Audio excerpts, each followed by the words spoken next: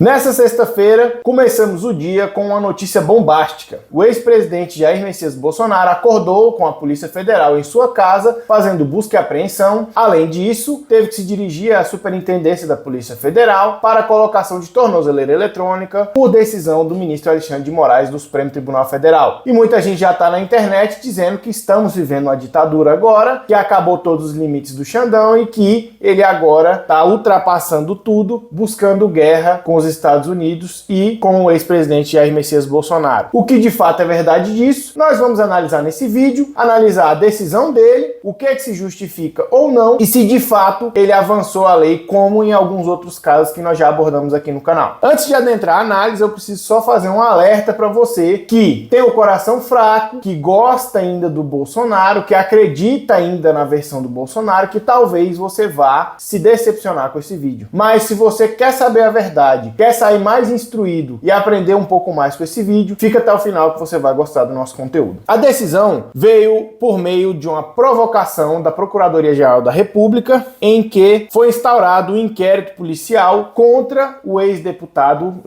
licenciado, aliás, Eduardo Bolsonaro, que está nos Estados Unidos. E aqui eu abro aspas para o início do relatório feito pelo ministro Alexandre de Moraes. O inquérito 4.995 do DF foi instaurado a pedido da Procuradoria-Geral da República para apurar a conduta delitiva do deputado federal licenciado Eduardo Bolsonaro pelos crimes de coação no curso do processo, artigo 344 Código Penal, obstrução de investigação de infração penal que envolva organização criminosa, previsto no artigo 2º, parágrafo 1º da Lei 12.850 de 2013, e abolição violenta do Estado Democrático de Direito, previsto no artigo 359-L do Código Penal. Fecha aspas. Isso é o início da abertura da manifestação do ministro Alexandre de Moraes. E aí vamos analisar tópico por tópico esses itens na nossa legislação. O artigo 344 do Código Penal fala da coação no curso do processo. Usar de violência ou grave ameaça com o fim de favorecer interesse próprio ou alheio contra a autoridade, parte ou qualquer pessoa que funciona ou é chamada a intervir no processo judicial, policial, administrativo ou em juízo arbitral. Isso aqui implica dizer que, se a pessoa tentar coagir ou alguma autoridade do processo, juiz, delegado, ou alguma parte, ou alguém que venha intervir no processo, como algum perito, por exemplo, ela está incorrendo no crime desse artigo 344. E quem está à frente dessa negociação chama-se Eduardo Nantes Bolsonaro.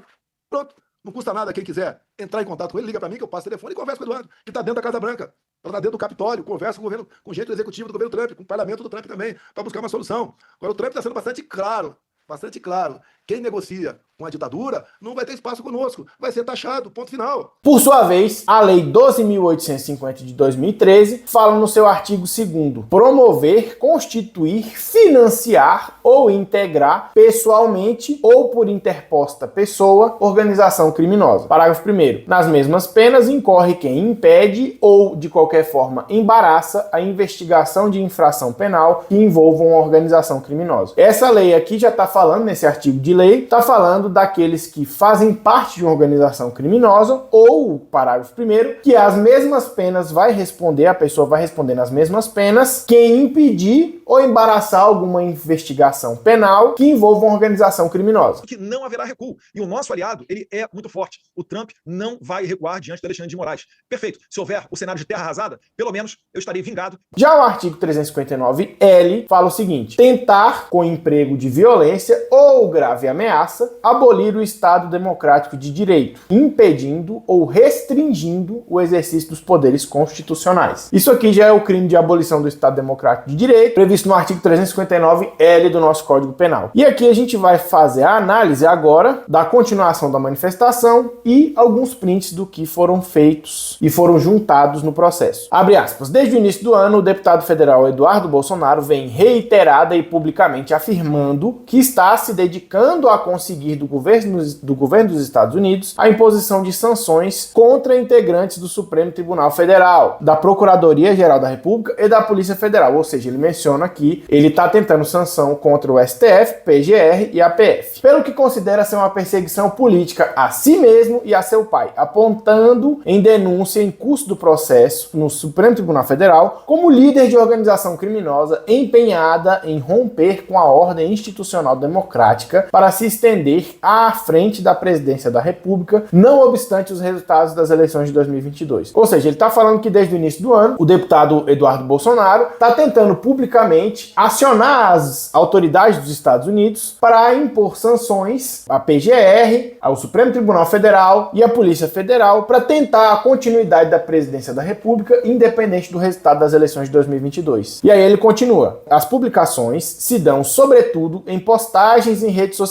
que reverberam em outros canais de mídia, bem como em entrevistas diretas a veículos de imprensa. Há um manifesto tom intimidatório para os que atuam como agentes públicos de investigação e de acusação, bem como para os julgadores da ação penal, percebendo-se o propósito de providência imprópria contra o senhor Eduardo Bolsonaro, parece crer ser urna provável condenação. O intuito de embaraçar o andamento do julgamento técnico se torna ao de perturbar os trabalhos técnicos que se desenvolvem no inquérito 4.781, pela intimidação de autoridades da Polícia Federal e do ministro relator. Nesse inquérito, apuram-se ataques ao TSE e ao Supremo Tribunal Federal por meios virtuais com notas falsas e ameaças. E aí ele continua: a Polícia Federal apontou, com base em provas obtidas no âmbito do inquérito 4995 DF, que o investigado Eduardo Bolsonaro viajou para o exterior e continuou praticando condutas delitivas com a finalidade de interferir no regular andamento da ação penal 2668/DF, em que seu pai, Jair Messias Bolsonaro, figura como réu. É um inquérito policial, a ação penal, aliás, já se tornou ação penal, que apura os atos do dia 8 de janeiro. A autoridade policial detalhou ainda que Jair Messias Bolsonaro está alinhado com o investigado Eduardo Bolsonaro, praticando atos ilícitos que podem configurar em tese os crimes do artigo 344 do Código Penal, artigo 2º, parágrafo 1º da Lei 12.850 de 2013 e artigo 359-L do Código Penal. São aqueles crimes que eu já tinha falado anteriormente: coação no curso do processo, obstrução de investigação criminal contra a organização criminosa e abolição violenta do Estado Democrático de Direito. E aqui é importante destacar o seguinte: isso é fato e várias são as publicações que o Eduardo Bolsonaro tem se manifestado nas redes sociais desde o início do ano. E aqui eu separei algumas para que a gente pudesse analisar isso. Em 16 de julho, ele manifestou na sua rede no X, antigo Twitter, atualização completa das reuniões do State Department e Casa Branca com P. Figueiredo 08. E aí ele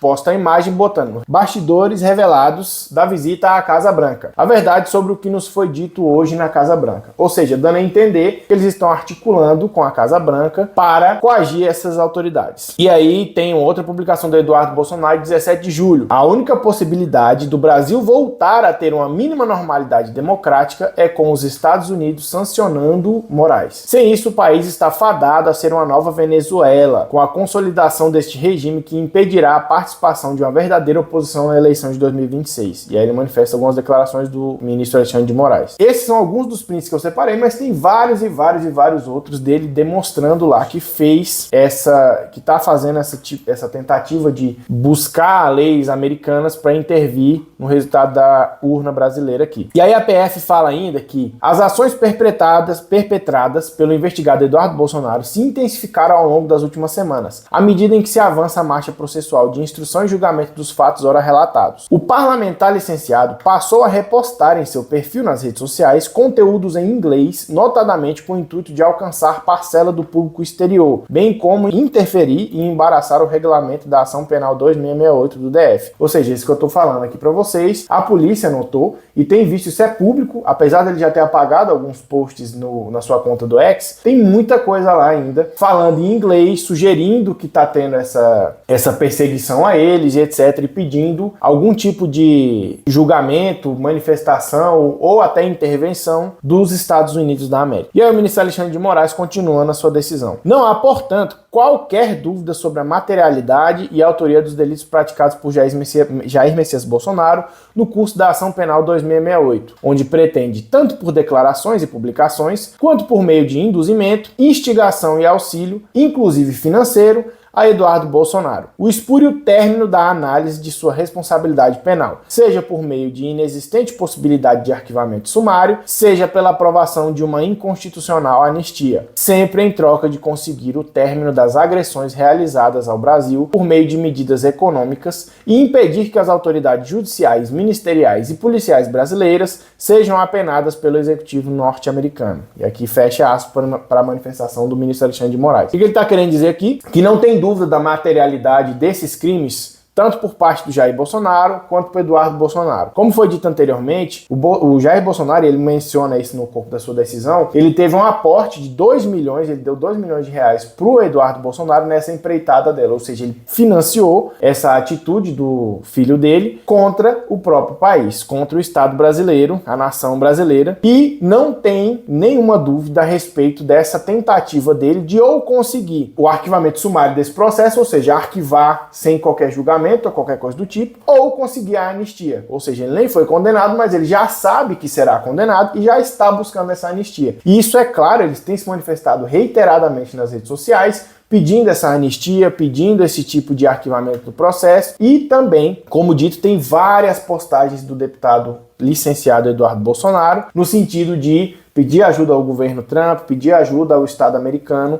contra o Estado brasileiro. E aí o procurador fala, Bolsonaro nos autos do inquérito 4995, em que admitiu que aproximadamente 2 meses antes, mais precisamente dia 13 de 5 de 2025, repassou ao investigado Eduardo Bolsonaro a quantia de 2 milhões via transferência bancária, quando ele já se encontrava no exterior em plena ação nas atividades ilícitas. Isso é o que eu acabei de falar aqui, já tem esse registro, não há dúvida quanto a isso. E aí o ministro Alexandre de Moraes continua. As postagens de Jair Messias Bolsonaro evidenciam as condutas de embaraçar a ação penal que tramita nessa Suprema Corte, bem como solicitar junto ao chefe de Estado de nação estrangeira medidas visando interferir ilicitamente no regular curso do processo judicial, de modo a resultar que a pressão social em face das autoridades brasileiras com flagrante atentado à soberania nacional. E aí o que isso aqui quer dizer? Que ele está tentando, por meio dessa atitude, pressionar as autoridades brasileiras, e de fato isso ele está querendo, para influenciar no resultado desse julgamento. E aí eu quero dar um parêntese aqui, pessoal, para explicar uma coisa. Como eu já expliquei em alguns vídeos aqui no canal, existem várias medidas que estão sendo tomadas pelo STF, as quais eu discordo e entendo que estão contrárias à lei que a gente tem no nosso país hoje. Isso não quer dizer que você deve tomar atitudes contrárias à lei para combater isso também. Isso não justifica você quebrar a lei para poder combater esse tipo de medida. Existem processos dentro da nossa democracia, dentro da nossa legislação, que são aptos a combater isso, tais como o processo de impeachment dentro do Senado Federal contra ministros que eventualmente estejam burlando essa lei, tá? A gente não pode autorizar o descumprimento da lei para tentar curar um outro descumprimento que está sendo feito por um outro poder da nossa república, certo?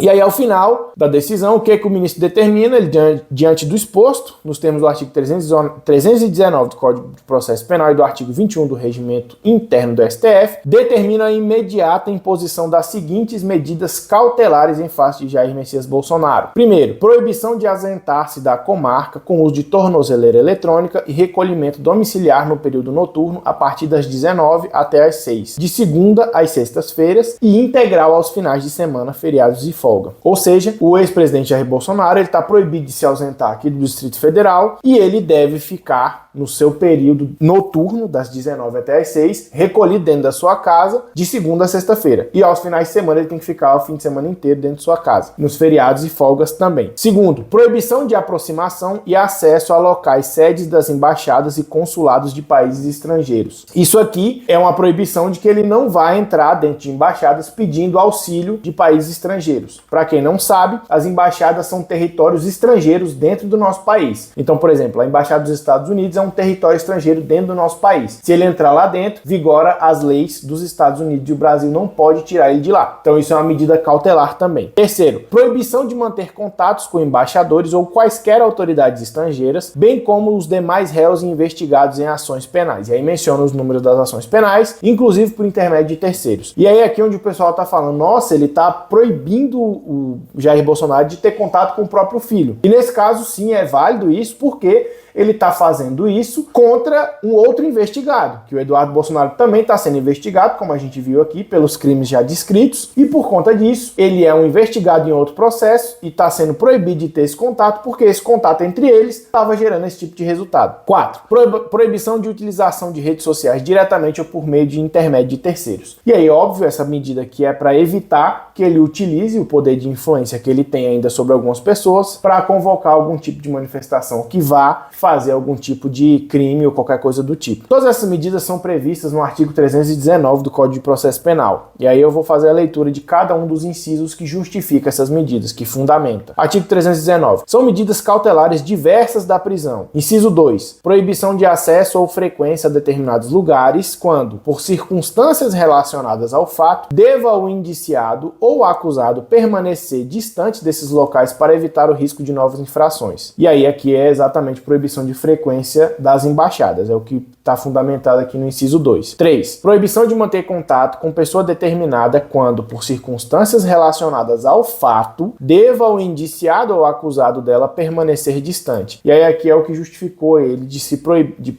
foi o que justificou a proibição dele de comunicar-se com pessoas envolvidas nesses processos, inclusive o próprio filho. 4. Proibição de ausentar-se da comarca quando a permanência seja conveniência ou necessária para investigação ou instrução. E aqui é o que justificou ele proibir de ausentar-se da comarca, porque ele, obviamente, se conseguir sair, tiver o passaporte dele, ele vai tentar pedir asilo político em outro lugar. 5. Recolhimento domiciliar no período noturno e dia de folga, quando o investigado ou acusado tem a residência e trabalhos fixos. Esses aqui são os incisos que fundamentam essas decisões. E agora a gente precisa destacar o seguinte: todas essas decisões são medidas cautelares, ou seja, o ex-presidente Bolsonaro ainda não foi condenado. Mas como tem esse tipo de medida cautelar, muito provavelmente ele o será. E como eu já disse em vídeos anteriores, eu torno a repetir aqui. Apesar de nós termos certas paixões políticas, a gente precisa deixar isso de lado para que o nosso país siga adiante. O ex-presidente Bolsonaro, ele tentou de fato a abolição do Estado Democrático de Direito, ele tentou dar um golpe, isso é fato, ele tentou dar aquele golpe à distância ali, mas tentou, ele articulou, tem provas, tem minuta do golpe que foi encontrada na mesa dele, na sede do partido, então assim, não há dúvidas que ele tentou isso. Isso não implica dizer que a gente concorda com as medidas que estão sendo feitas de forma ilegais, em nosso entendimento, pelo Supremo. Agora, essa medida aqui é perfeitamente legal, porque já há várias manifestações do ex-presidente demonstrando tudo isso que foi falado aqui, que ele de fato estava tentando esse tipo de apoio com os Estados Unidos para tentar mudar o resultado da eleição. Tem manifestações do do atual presidente Donald Trump manifestando apoio, falando que tem que recobrar a liberdade dentro do Brasil e etc. E a mais recente de todas diz respeito à tarifa que foi implementada de 50%, onde no começo da manifestação ele destaca essa questão do Bolsonaro. Como eu disse no meu vídeo, essa tarifa nada tem a ver com isso do Bolsonaro. Isso não tem absolutamente nada a ver, tanto que ele fala em tarifas, e a forma de se negociar com o presidente Lula é negociando tarifas. Ele não fala, libere o Bolsonaro que a gente vai negociar isso daí. Não. Mas ele colocou isso lá, com certeza por influência do Eduardo Bolsonaro, desse trabalho que ele